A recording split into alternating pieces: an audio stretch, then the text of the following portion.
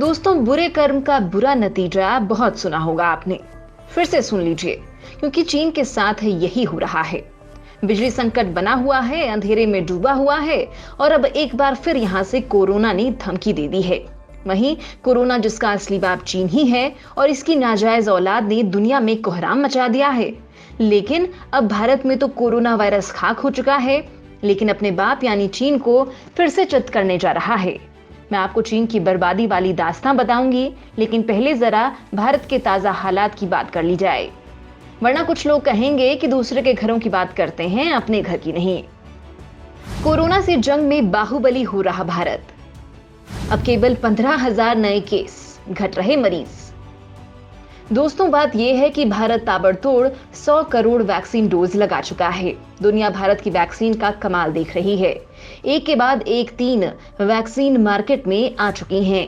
तो फिलहाल इतनी पाइपलाइन में है। तो वहीं कोरोना से जारी जंग में अब भारत लगातार मात दे रहा है। भारत में दैनिक मामलों की संख्या में गिरावट दर्ज की जा रही है, जो देश में कोरोना के कम होते प्रभाव को दिखाती है। पिछले 24 घंटों में देश के भीतर कोरोना के 15,000 मामले दर्ज किए गए हैं। अच्छी और राहत की बात यह है कि देश में जितने लोग हर रोज कोरोना का शिकार हो रहे हैं, उससे ज्यादा लोग कोरोना से ठीक हो रहे हैं। बीते 24 घंटों में 18,000 से ज्यादा लोग ठीक हो चुके हैं। इसके अलावा देश में एक्टिव मामलों की संख्या भी पिछले 8 महीनों में सबसे कम है।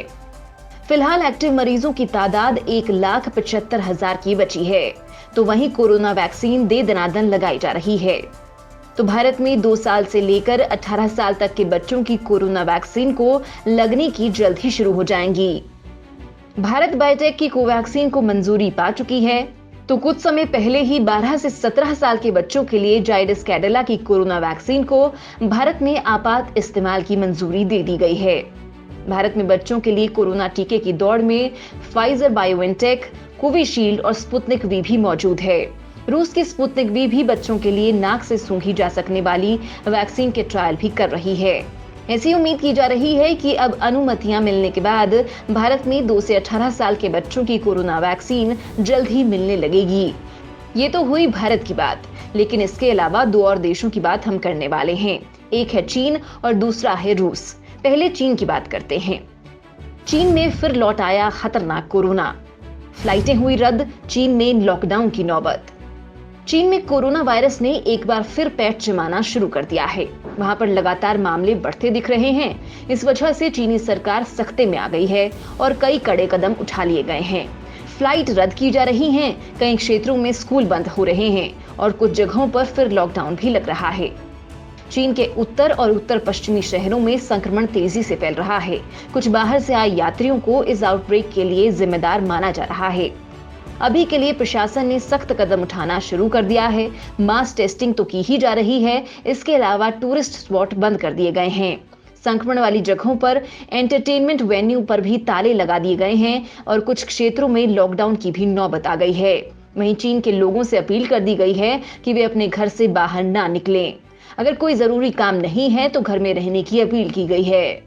वहीं जो बाहर निकल भी रहे हैं, उन्हें कोविड की नेगेटिव रिपोर्ट दिखाने को कहा जा रहा है।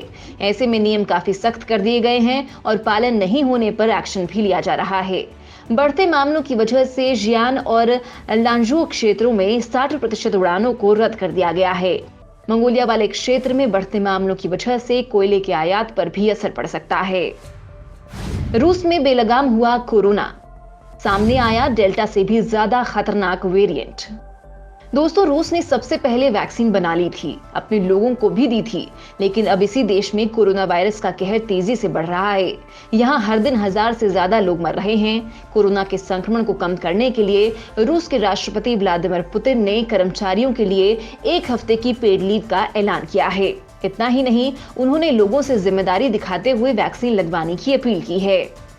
दोस्तों, रूस में कोरोना वायरस के नए मामलों में डेल्टा वेरिएंट का एक नया सब वेरिएंट पाया गया है। बताया जा रहा है कि ये नया सब वेरिएंट कोरोना के डेल्टा वेरिएंट से अधिक संक्रामक है। रिसर्चर्स की एक टीम ने अपनी रिपोर्ट में इस बात का जिक्र करते हुए बताया है कि कोरोना वायरस का AY42 सब वेरिएंट मूल डेल्टा की तुलना में करीब 10% अधिक संक्रामक हो सकता है। रूस में रोजाना तेजी से सामने आ रहे नए संक्रमण के मामले और कोरोना संक्रमितों की मौतें इसी वेरिएंट के कारण हो रही हैं।